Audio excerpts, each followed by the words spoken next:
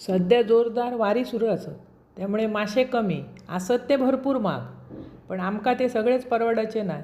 1200 रुपये सुरमई किलो अशी म्हणाली. मग मी 200 रुपयाचे 5 बांगडे, 100 रुपयाची पाचशाळी घेऊन येले. बांगड्याच्या करतलं चटणी, पाचशाळी तळतले, म्हणजे 1-2 बांगडे तळतले आणि पाचशाळी तळतले. त्यांना काय नीट करून देऊक वेळ नाही. गर्दी असा आताशी ना. जत्रा येयली परवा 2 दिवसांनी आंगणेवाडीची, त्यामुळे पाहुणे भरपूर येऊक लागले. मासे पण महाग झाले. नंतर घराकडे आणून ते सगळे नीट केलं, स्वच्छ धुतलं, त्याला मीठ लावून ठेवून दिलं. नंतर आमटेचा वाटप काढलं. एका मिक्सरच्या भांड्यात ताजा पावलेला खोबरा, त्याच्यात अर्धो कांदो, हळद, लाल तिखट, चिंच, धणे, आल्याचो 1 तुकडो, लसणाच्यो 2 पाकळ्यो घालून ना गिलगिलीत वाटून घेतलं.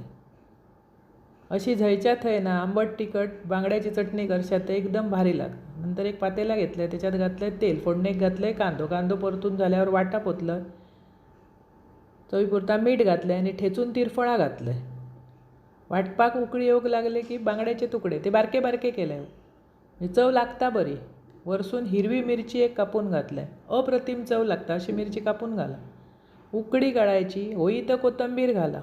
अशी चटणी करा, खावा, आवडतली तुमका. आणि आवडल्यास पटकन माझं चॅनल सबस्क्राईब करा.